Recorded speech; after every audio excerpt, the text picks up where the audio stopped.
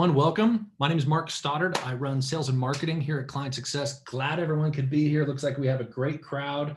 We got folks from California, Madrid, St. Louis, Charlotte, Chicago, Jacksonville. Glad everyone could be here. Really happy to have everyone.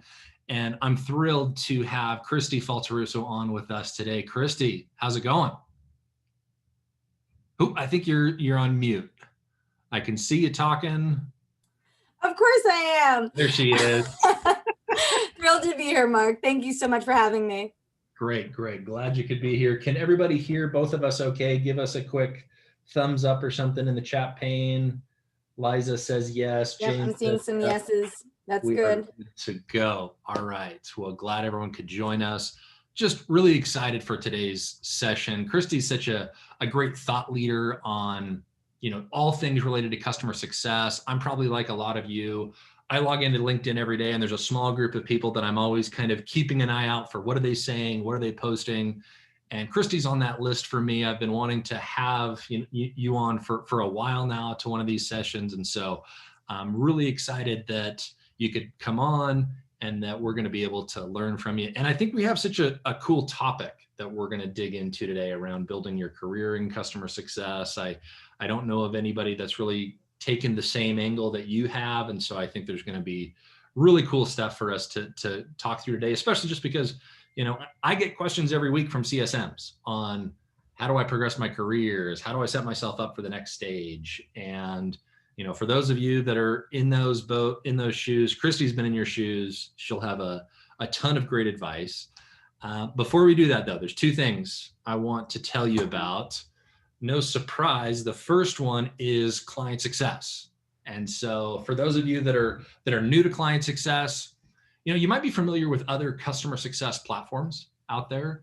And when you think of ClientSuccess, I want you to know that we are the easiest to use, easiest to implement, complete customer success solution on the market. And so what that means is we're going to help your CSMs with all things related to customer success, onboarding, adoption, renewals, growth, anything your CSMs need to deliver a great customer experience, give insights to your leadership team, collaborate internally, all moving, of course, toward better retention and growth, because that's what we're all working toward. But we approach it always with an angle of a focus on ease of use and usability with a fast time to value.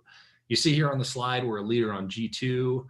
And what I find is that over half of our G2 reviews, and these are reviews directly from customers.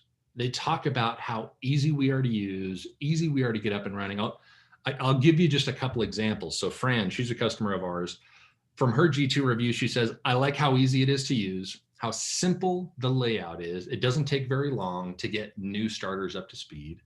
And this is so important as adoption is so much easier when the product isn't overly complicated. And so that's what Fran had to say. Ashley, she's another customer. She says, if you want a tool that's easy to use, highly effective with a great customer success team of their own, look no further. So I get it. There are several different quote unquote CS solutions out there. And I find that if you're tired of the overly complicated ones that have, in some cases, perpetual rollouts, come talk to us. We're easy to find. You can request a demo, clientsuccess.com, email me directly. I'm Mark with a K at clientsuccess.com, and would love to have either my team or any of us kind of walk you through what ease of use really means in the customer success game. And so that's the first thing I wanted to tell you about. The second thing is I wanted to let everyone know about a really cool event that we're hosting. So I know there are a ton of CSMs on the call, and I want to invite all of you to the first ever CSM Summit. So this is going to be the first ever virtual event by CSMs for CSMs, and we're going to have speakers and panelists of other frontline CSMs that are in the trenches doing the work right now. If you want to learn from your peers, other frontline CSMs, so go to the website here, go to csmsummit.com. Got all the details. It's going to be free to sign up. And right now we're actually looking for speakers and volunteers of other frontline CSMs to help us make it a great event. And we're so excited. This is going to be the first event that's going to be focused just on listening to, hearing from frontline CSMs. There's so many great leadership type events. My favorite is our CS100 event, that if you don't know about that, tell your executives to go to cs100.clientsuccess.com. That's an awesome leadership event. This is going to be for CSM. So again, CSM Summit, all the details will be there. So great. Bills paid. So back to Kristi. Mark, first I want to say, before we even get into this, I wish that there was a CSM Summit when I was a CSM. Right. I think that is an incredible resource. I think it's a fantastic event. And I know I've encouraged a lot of folks on my team to participate and get involved. I know a lot of them have reached out, but what an amazing initiative. So good for you guys for spearheading that. So excited for it. It's going to be great. And we're still working through a bunch of the details. Obviously, the whole idea of hosting virtual events. You were a participant in a great virtual event this week. I think 2 virtual events this week, actually. Yes. And so, yeah, it's a whole new world that we're in, but we're pumped for it. And yeah, we see that there's kind of an unmet need of content directly for those CSMs. So that's that. So, coming back to kind of the topic for today, I think this discussion around, leadership and how to progress your career in customer success, I think is so important just because CS is such a new industry, right? Like if you're in sales or marketing or product, there's thousands of examples of other people that have kind of built the path to leadership there. Customer success is so new. You don't have nearly as many examples to follow.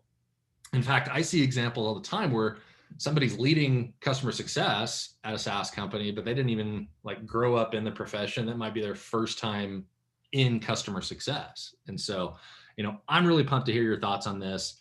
And so we're going to go through Kristi's presentation. I think it'll be 20, 30 minutes or so, maybe closer to the 30 minutes. If you have questions, pop them in the chat pane. I'm going to keep an eye on it. And so if there are questions, relevant to while we're talking, I might pop a couple in there. Otherwise, we'll keep most of it to the Q&A afterwards. But with all of that, I'd say let's go ahead and get on with it. I'm going to stop sharing my screen and let you run with it, Kristi. Does that work?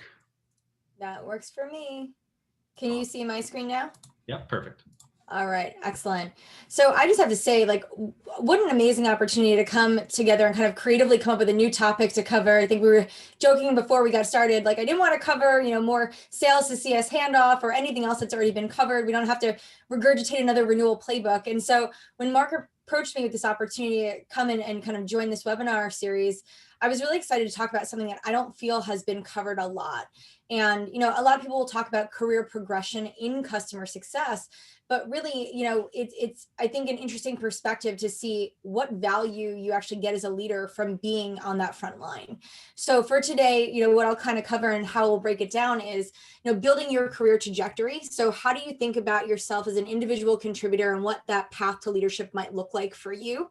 I'm going to tell you a little bit about my story and even how I got into customer success, which is not through traditional means. I didn't start my career in customer success. I haven't been doing this my whole life, believe it or not.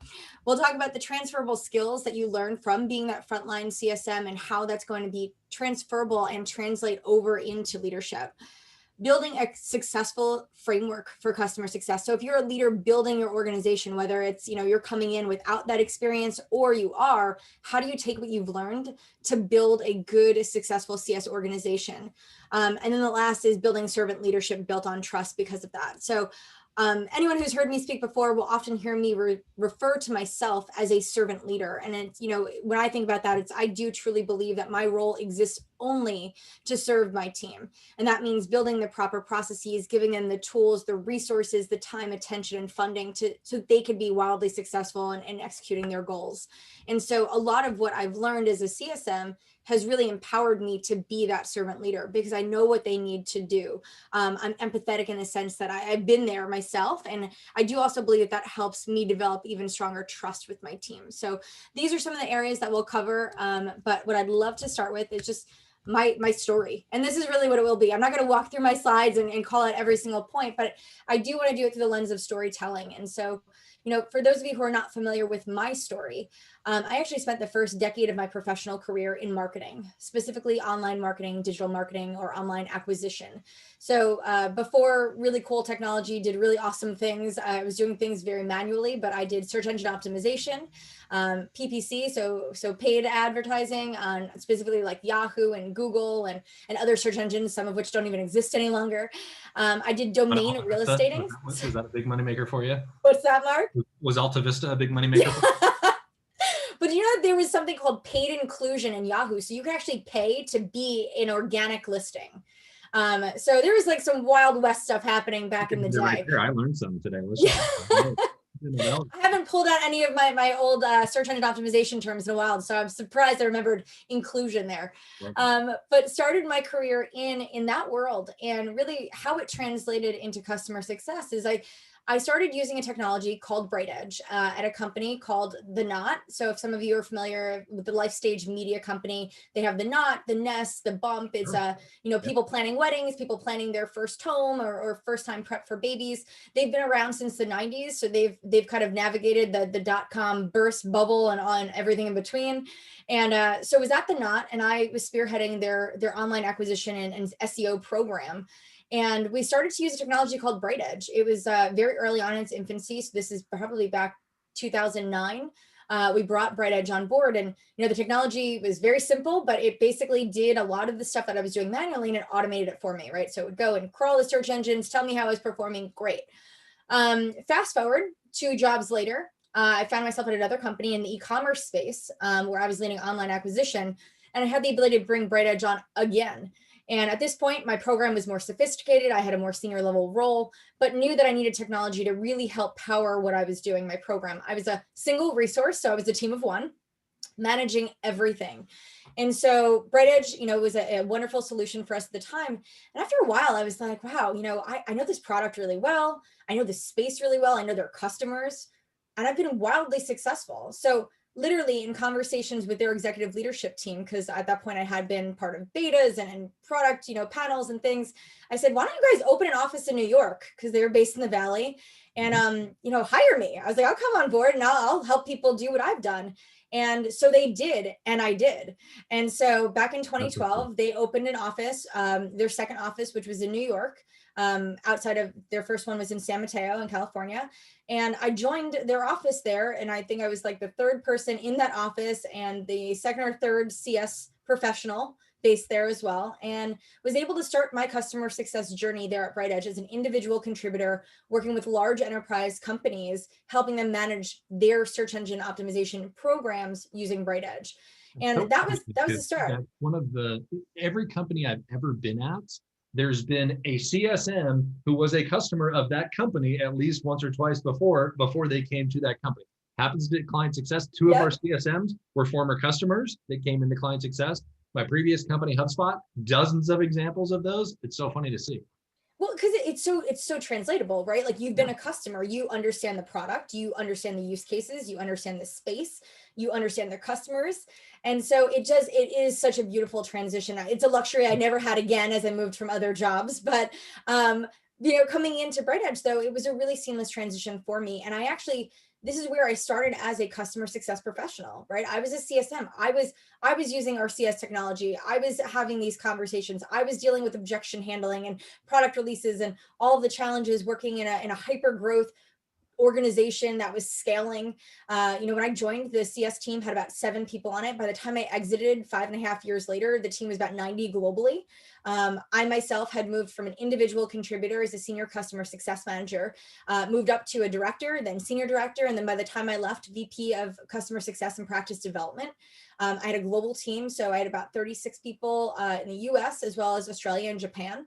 So I had really a tremendous footprint that was all based off of my ability to be successful as an individual contributor.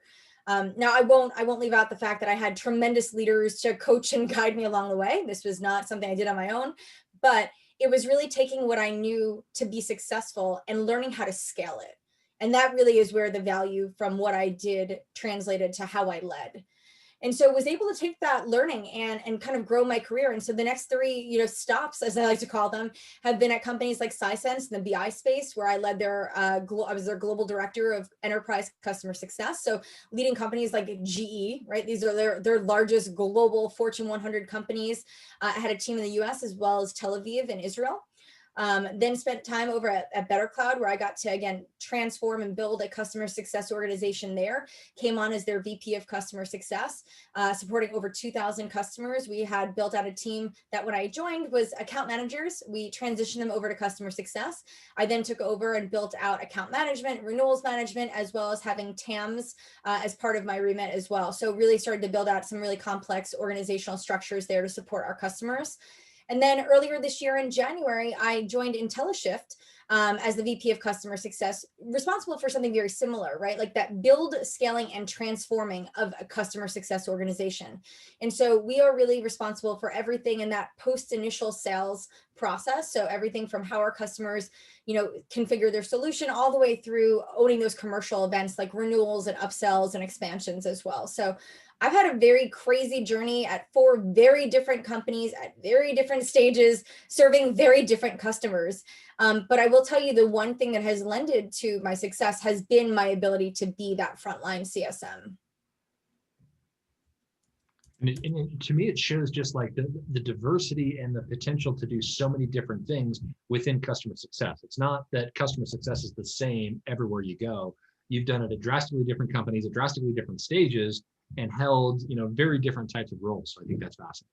Yeah, and Mark, I think you just hit on a very important point, right? Customer success looks different at every company. Sure. And so anybody who's going into a leadership role or even just moving from an individual contributor, maybe laterally to another organization, it's going to be very different. And it should. Your customers are different. Your product is different, right? What you're serving and the objectives are different. And so I will say, if you probably walk into an organization that looks exactly like the one you were just at, probably raise some red flags and raise your hand a little bit, ask a few questions, because it should look and feel very different. But what I think was important for me is how I took what I learned as a customer success professional and what was important about those learnings to transfer them over into these leadership opportunities. And so, listen, I could rattle off 100 different skills that I developed in my time as a CSM, but there was a couple that really stood out to me that I felt were important to my success and translated really well.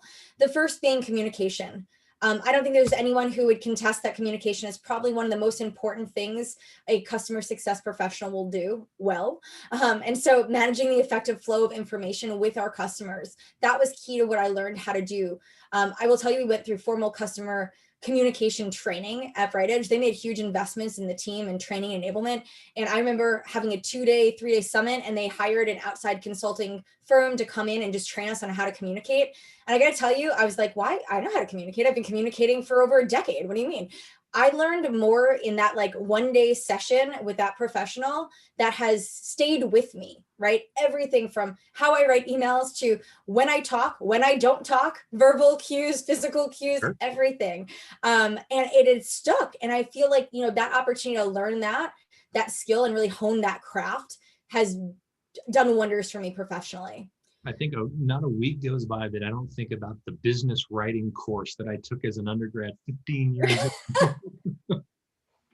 It's true. There's so many of those things that when they're really important, they will stick and they'll transcend with you in your career. Yep. The next one was relational intelligence. And I talk about this because it's the ability to read people quickly and accurately, understand what's not being said, right? All of those things. That's not something I feel like I had to do when I was in marketing, right? Like I wasn't reading people, I was reading data. And so learning this as a customer success manager and how to translate all of that into how I supported my customers, how I engaged with them. But then also, how do you take that internally and how did I funnel information up to my leadership team based off of what I was able to read on accounts?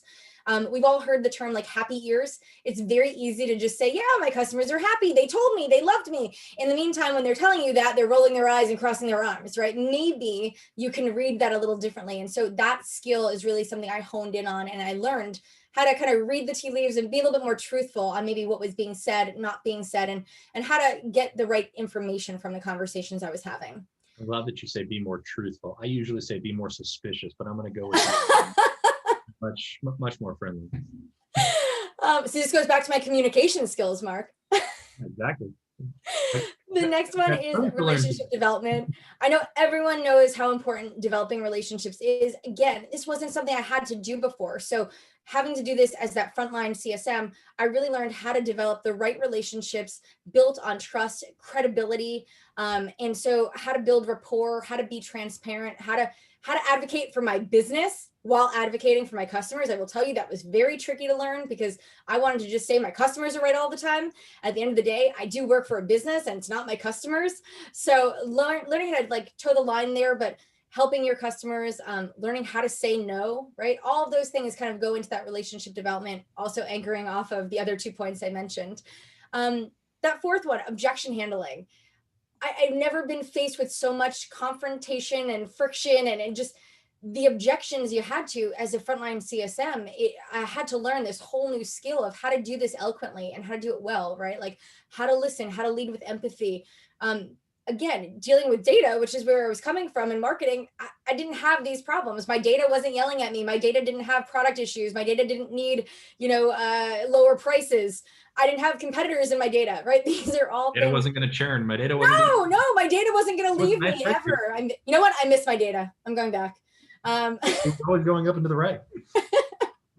So the objection handling skill became something so key and core to my success. Analytical skills, though, this was something, that did come along with me from my background in marketing, but understanding how to use data effectively to understand what your customers needed and when they needed it.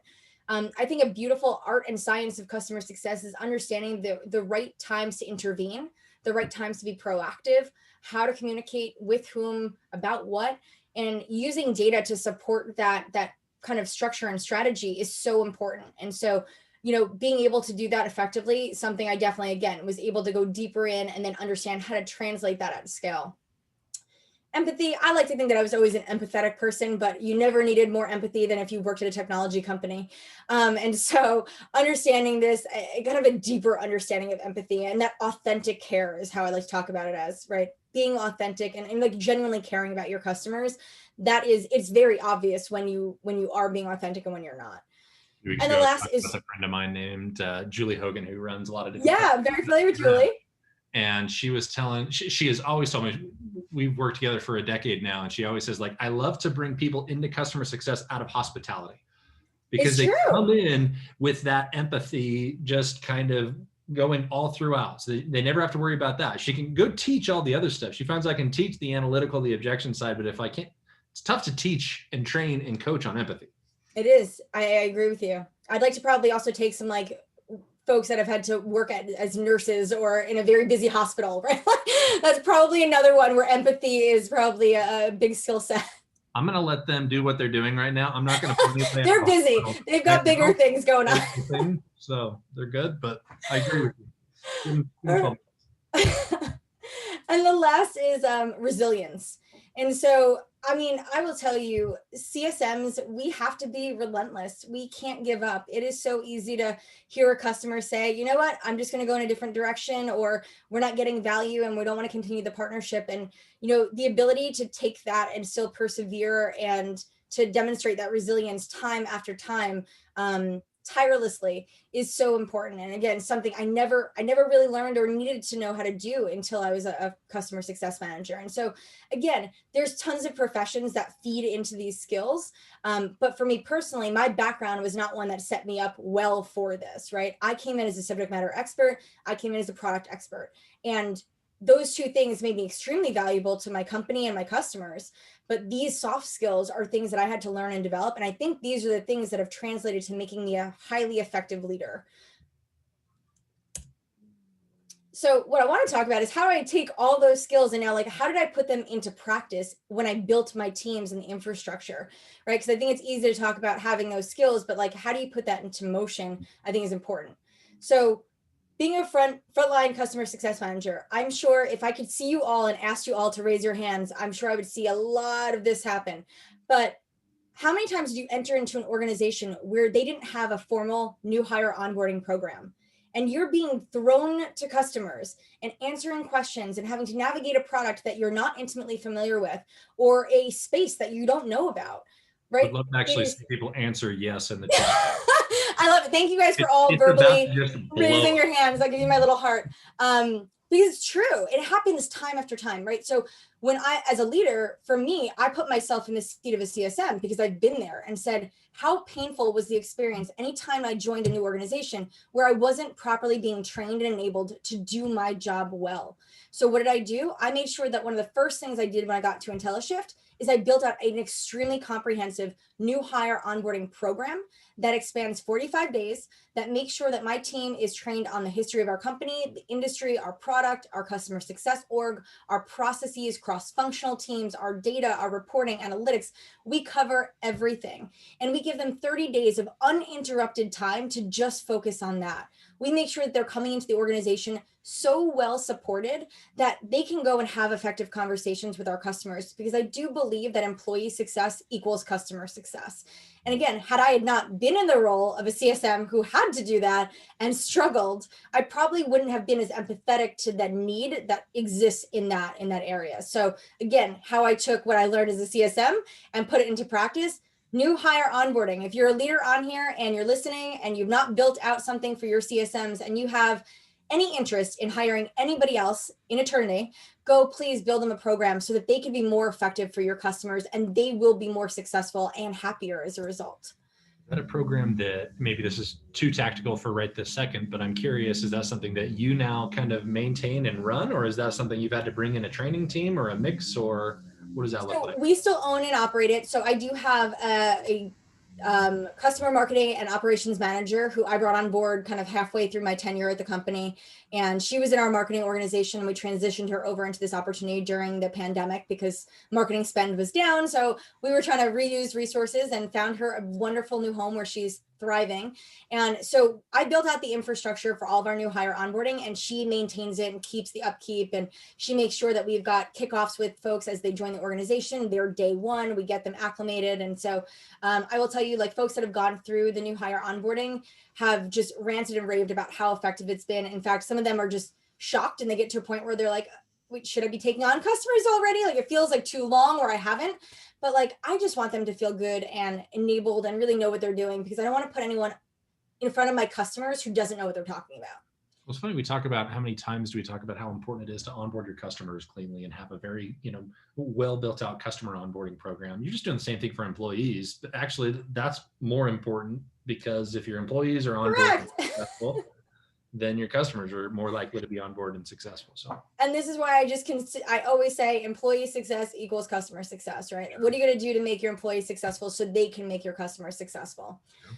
And so kind of staying with that same theme was the second, that ongoing training enablement. Again, I've been a CSM where new product has been rolled out, and just we're expected to know how it works and what it does, and be able to understand use cases that don't exist and how to get people to adopt it and use it, right? There needs to be, and that's just one example, but you need to keep investing in that ongoing training enablement. And so that was something, again, some of the companies I was at did a wonderful job with that, right? Continuing to invest in us as a team, as that frontline team, to make us better, to make us stronger, more effective for our customers. And so that's something that stuck with me, because in the roles where I had that, I was definitely more successful than when I didn't. So again, if you're, even as I think about my team now and the roles and kind of initiatives that we're putting in place, everything from industry-wide certification, which my team is going through right now, from just ongoing training enablement, whether that be from cross-functional teams and leaders. We're going to start to bring in some third-party vendors next year as well, but just continuing that growth in our employees is so key. The next is processes that scale. I can't tell you how many times I've done the same thing over and over and over because I have to get the same email out to 36 customers. And so, creating processes that scale, figuring out what are those repeatable tasks and activities that your team needs to have to do, and automating it, right? Or creating a framework that you store it. If it's an email template, create it, let them use it over and over again, put it in Outlook, put it in Google, make it accessible. Maybe you have a CS platform that enables you to do that. Build out processes that will scale with your team and with your customers. I will tell you, like, not having a framework, not having those processes, having to like recreate the wheel over and over was a painful experience as a CSM, right? Like, how much time I wasted, how ineffective I was. And that's all time that your team could be using to drive value for your customers. So again, taking what I learned and saying, you know what, as a leader, I know that everything I build out, I've got to have a formal process around it that is agile and nimble, right? Because not every process works for every situation. So you've got to build the agility into it, but build a process out there that's going to scale, give your team the framework, give them the tools, and enable them to go out and do it. That was a big one for me. So want to just pause there because Mark, I wasn't sure if you were going to jump in if you had any questions or something was coming through.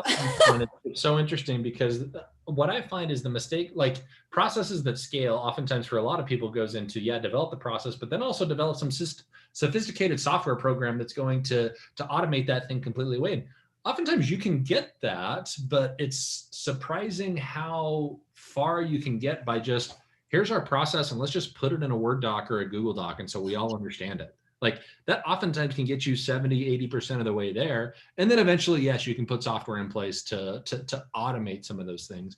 But it's, to me, it's, so you can get so much farther faster by just, let's just agree this is how we do this, right? Okay, it's documented. Everyone knows where it is. Absolutely. And that's so true, right? It's that crawl, walk, run. You don't have to over engineer everything. You just got to figure out what you can do today to drive some impact for your team. The next is support empathy. And this is more for the support empathy I demonstrate and lead with in supporting my team. I'm empathetic to the work that they're doing. I'm empathetic to the challenges they have with customers. I'm empathetic to their need to reshift priorities constantly, and providing them the support and framework to do that in a safe place is so important, because I can't tell you how many times I felt as a CSM that tasks were being dropped on me from my leadership team, from cross-functional teams, from customers all the time. And I just wanted to be a yes person, and I just wanted to take everything on and deliver for everybody. And, it drove to burnout. And that's a real thing for a lot of people. And so I want to lead with empathy and understanding to say to my team, listen, you've got to manage up. I know that there's a lot that's coming down from me. There will always be a lot because we have to do a lot. But manage up, set expectations with me. What can you do today? What needs to get deferred? Like, let's figure out a way to prioritize it together. And I feel like that healthy engagement with my team and that safe place that I try to create with them to collaborate on these priorities is, I think, helping them be more effective in their role. And I think creates a healthy work environment for them, which I can't say I've always had as an individual contributor. Super stressful environment when you don't control what you get to do every day. And if you're, like you say there, you're kind of at the end of the river for multiple different teams. It's horrible. All of a sudden you got 5 people barking at you. That's a very tough, for success. And I find for operations isn't the same thing, because they always have like 15 different people they have to report to. So anyway, keep going. The next one is realistic goals. Again, as a leader, learning from a CSM, I set goals that I believe are realistic and attainable. I can't tell you again how many times I get set these like high benchmarks, like, sure, if there was 10 of me, maybe that's possible if weekends didn't exist. And so, I try to create realistic goals that are attainable, because I want I want my team to be successful. And so that was something that I learned, is that my success actually drove more from me. I was willing to give more when I felt like I was successful, because that was a good feeling. So I just think that success perpetuates and kind of builds. So give your team the ability to be successful, set targets that are a bit of a reach, but not unattainable.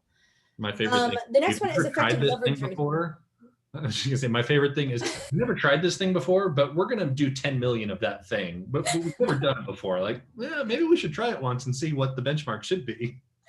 It's so true. And listen, I'm probably still guilty of it a little bit. I'm not gonna lie, but I try to be more realistic, and I can be, because again, I know what it takes, and I know what it's like. Something else that I hear from a ton of folks, and again, I experienced this myself, is effective leverage ratios. And this refers to the number of accounts that you're supporting.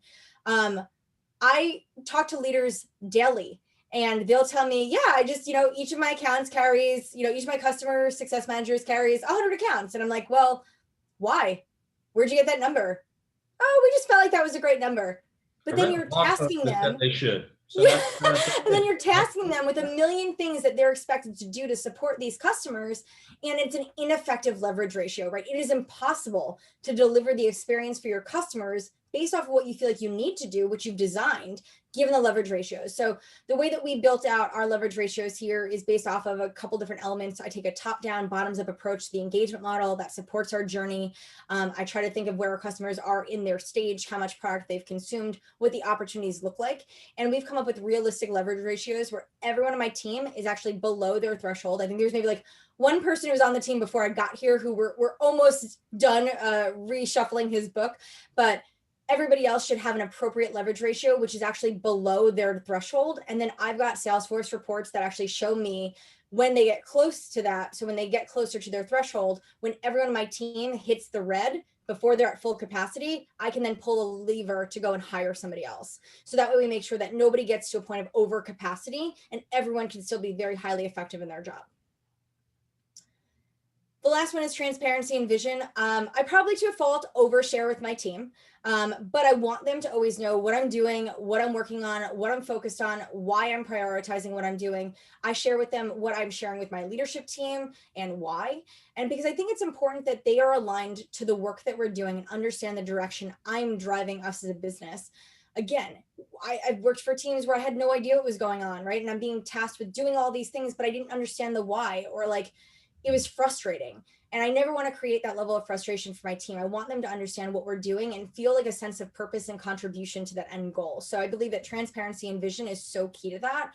And the last is team collaboration. Make sure that, whatever you're doing, you're soliciting feedback from your team. You're understanding what's important to them. What should you be focused on?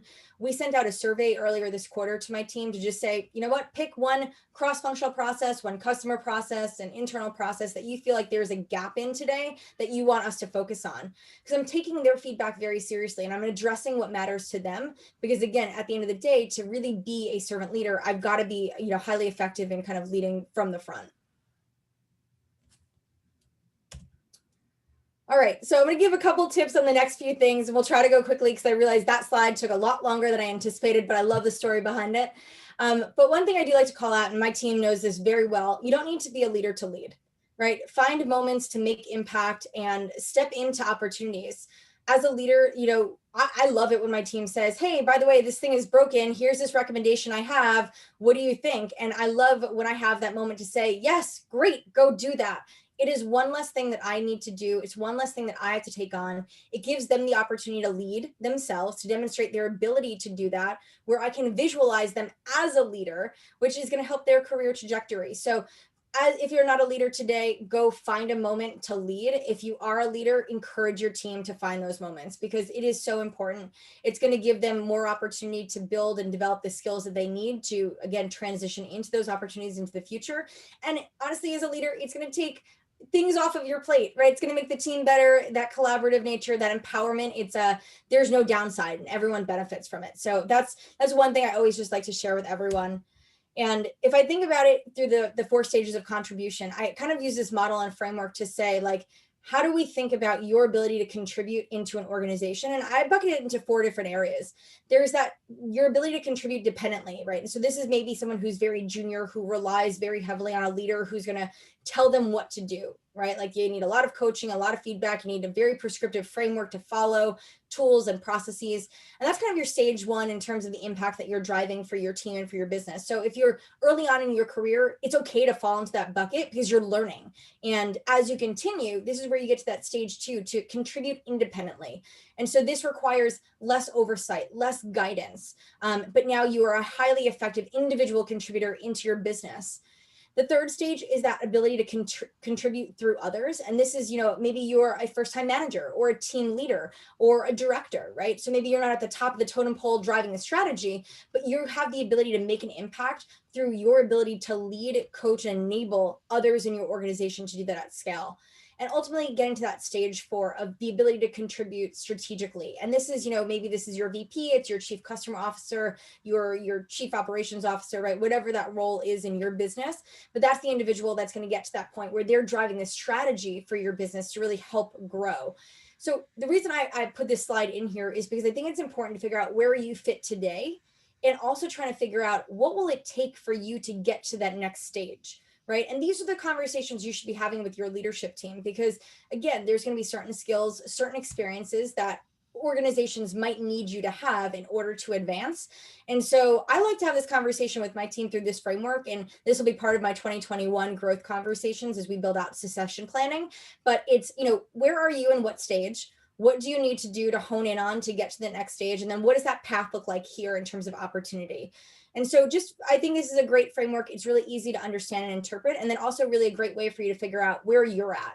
And then what do you need to be focusing on? And then how can you take what you're doing today to, again, transition into another role?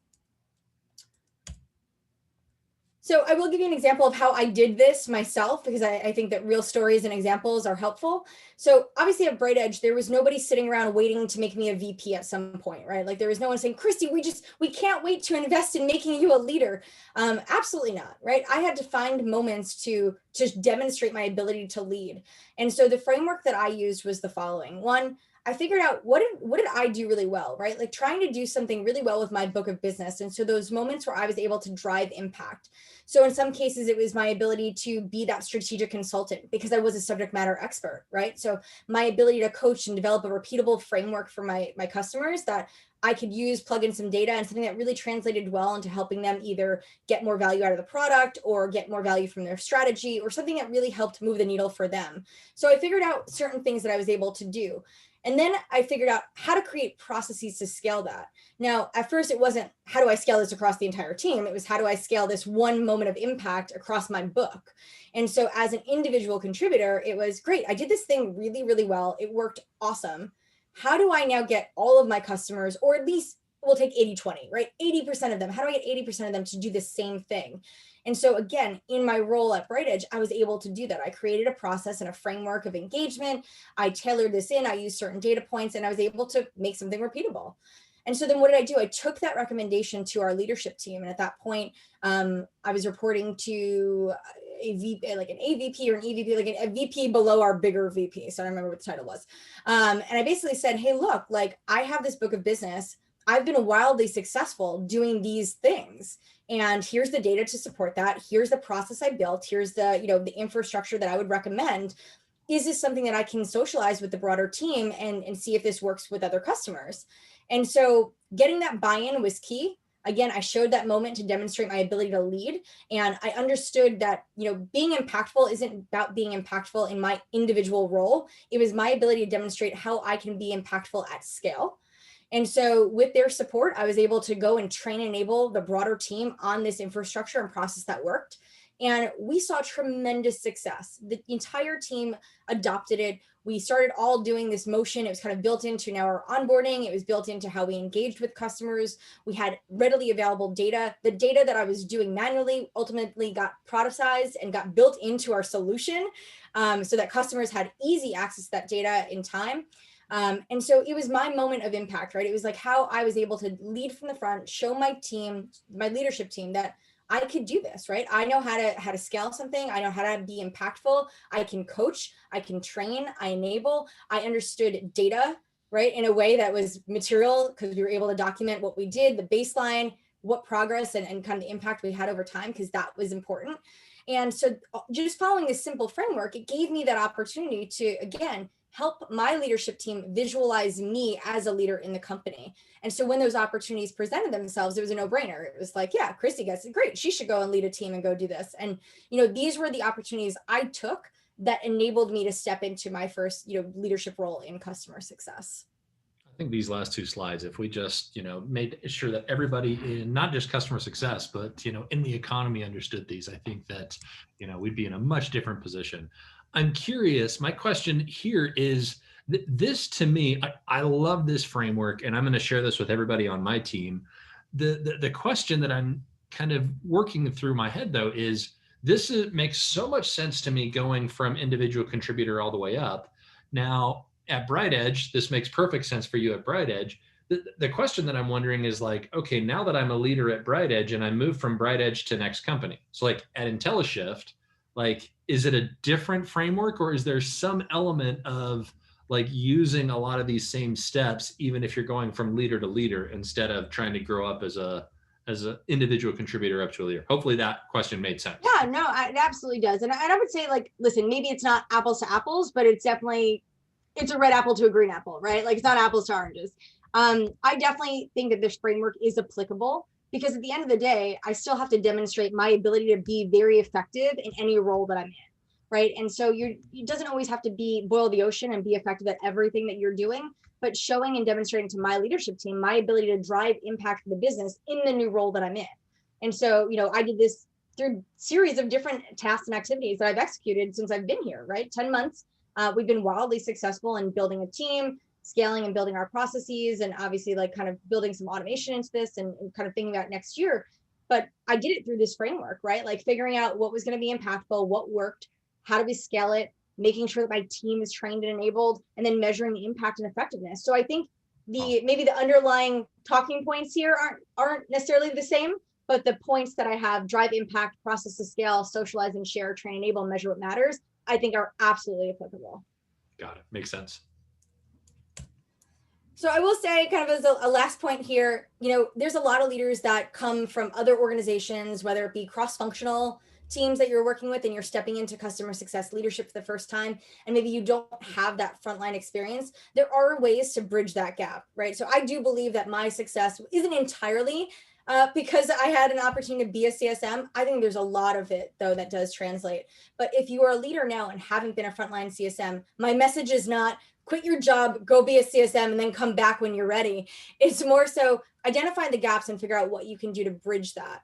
So the first thing I would advise you to do is just listen and learn. Go spend time shadowing your team. Like, I bet you don't know what it's like to be a CSM at your company. Go sit beside them and see what they actually go through. Do it for a week, right? Go learn all the different motions, see what challenges they're running into. So I think just kind of like that, you'll build the empathy from really, truly listening to them and learning what it is that they do in their day-to-day. It'll also help you figure out what you should be investing your time in to fix and build to make your team more effective. The next point is to build with, not for. Build your processes with your team, not for your team. Collaborate with them, get their feedback, figure out what works, get somebody who's going to test it and run it for, a trial. Make sure that you understand the real problems you're solving for, and building it with your team will obviously help address that. The next one is iterate often. One thing, for better or worse, which I tell my team and they experience it in real time, the only constant is change. I have to keep iterating because I have to keep tweaking and changing what we're doing to hone it, right? And so maybe it's not a complete like pull the rug out from underneath you, but we iterate on what we're doing to make it more effective. And the same thing goes if you are a CS leader who's doing this for the first time or maybe without that experience. Go figure out, deploy, review, iterate, and measure it, right? Keep evolving your processes for your team so you can optimize that output. And the last one here is just leverage your community. I'm a huge believer in our community. Customer success community is, I think, unlike any other industry that exists, in my opinion.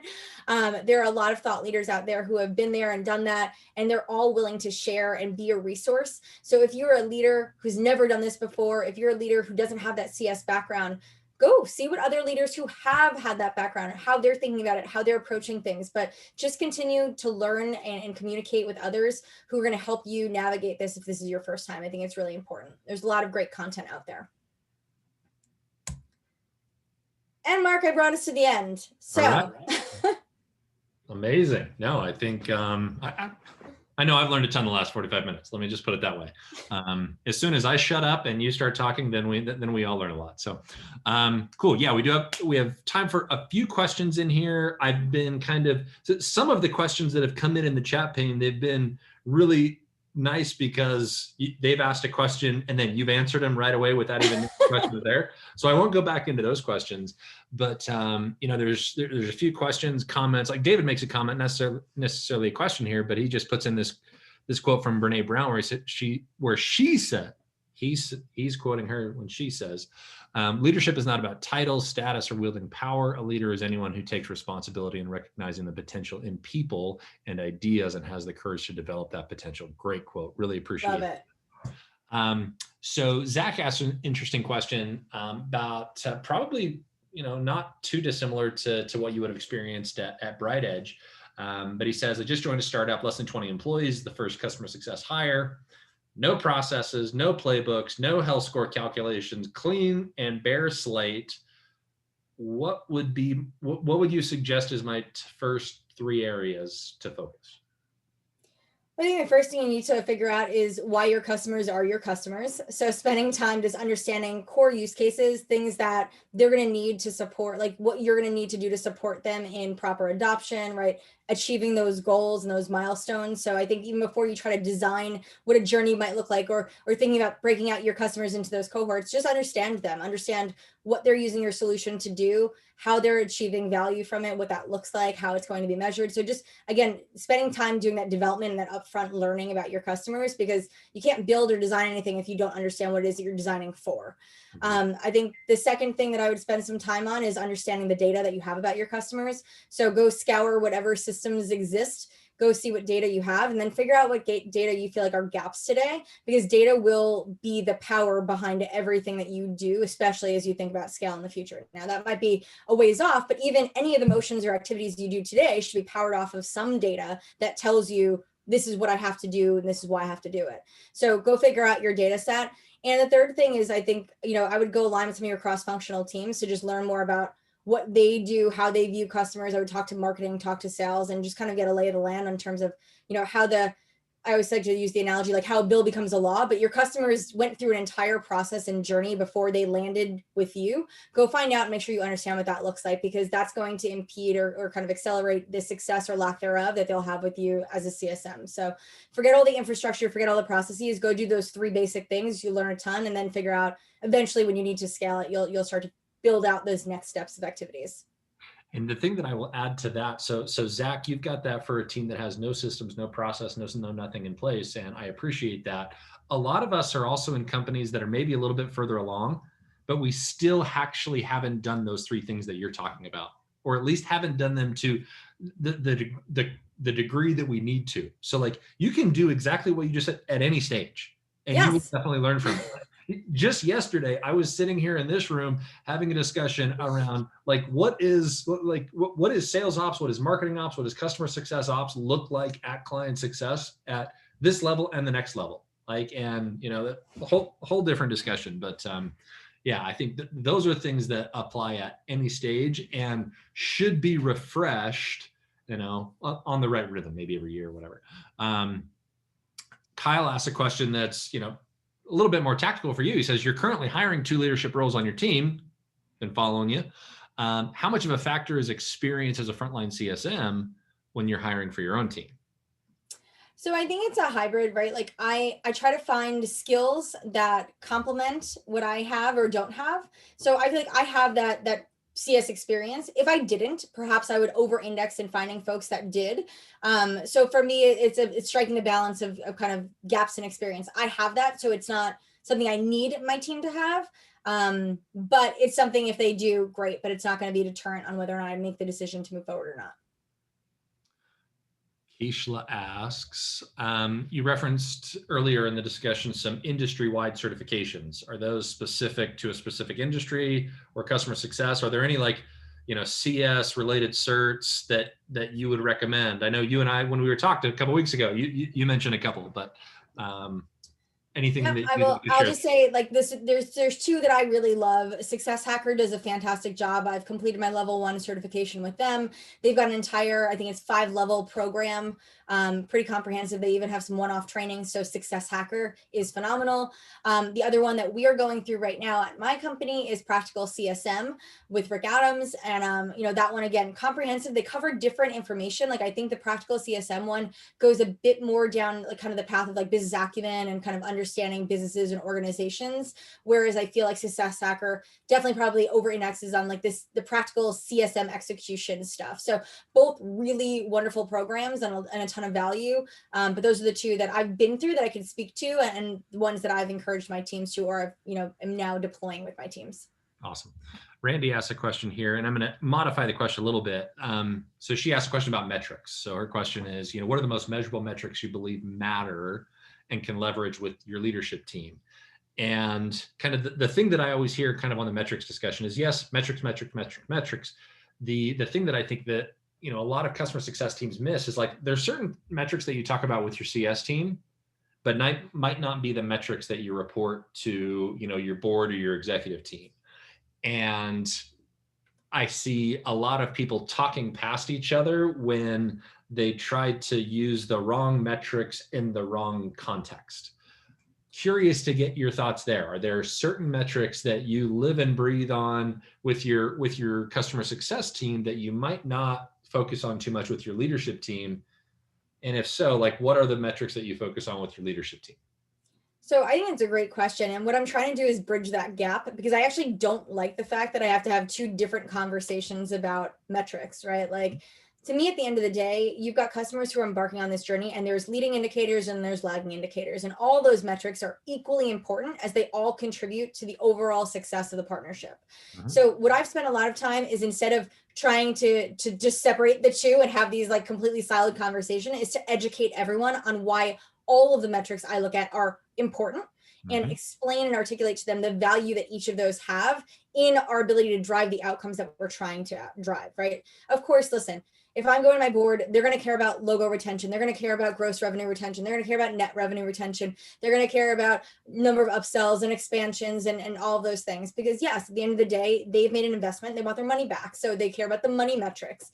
But really, internally, if I'm not talking about the board, it's where I'm focused on the communication and bridging the gap on what's important. So it's understanding the metrics as your customer progresses through that customer journey, right? The first assessment of like, how quickly were we able to get that partnership call kicked off, right? Where we did that establishment of goals and alignment, and who was participating in that conversation, down to, did we document their goals, and do we have good KPIs to measure the success of the program? Do those live in our system of record, and can we build a plan against them? What does onboarding look like? How many days are they in onboarding? What is, did we pass UTA? So UAT, user acceptance testing.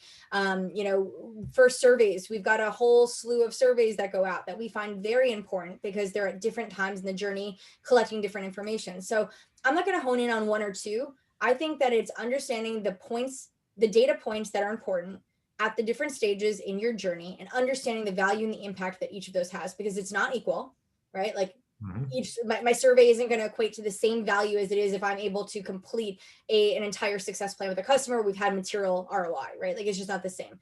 But I think understanding the scoring and how you weigh those, and then how you talk about them and share them internally. But I would say, more importantly, make sure that you have access to the data. So forget even just like, what are those KPIs? Have access to accurate KPIs and the data points that you think are going to be the most important. Got it. Perfect. I think we have time for probably one more. We're probably not going to get to everything. I see there's probably a half a dozen out there that we haven't addressed in some form or fashion, but I'm going to try to just choose.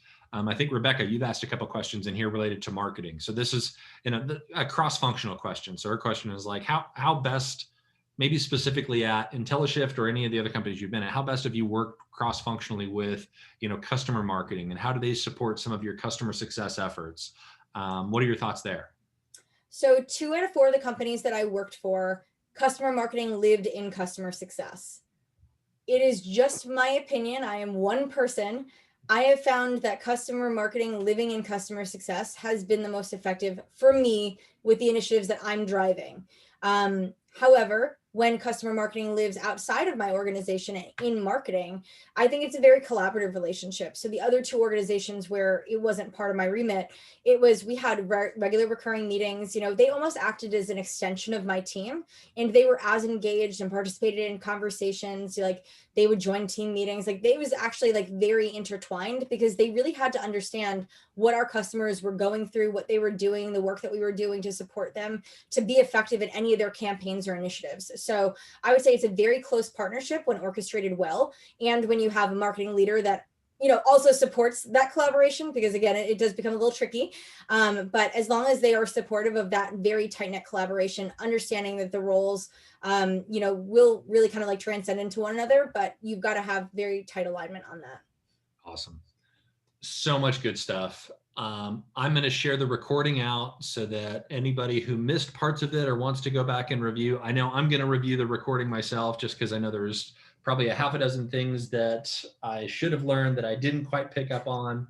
And just, Kristi, thanks so much for your time. This has been so amazing, so helpful. Is there any last final advice, call to action, something that you want to share with everyone before we wrap up? I like to go back to my quote of just, you don't need to be a leader to lead. Go figure out what the skills are, go find those moments to drive material impact for your business, and those opportunities will eventually present themselves. Couldn't agree more. Thanks so much for your time. Thanks so much for everybody else for all of your thoughts, your questions, your comments. Really appreciate everyone taking the time out of their busy schedules, and we will leave it there. Thanks again for everybody. Thanks, everyone.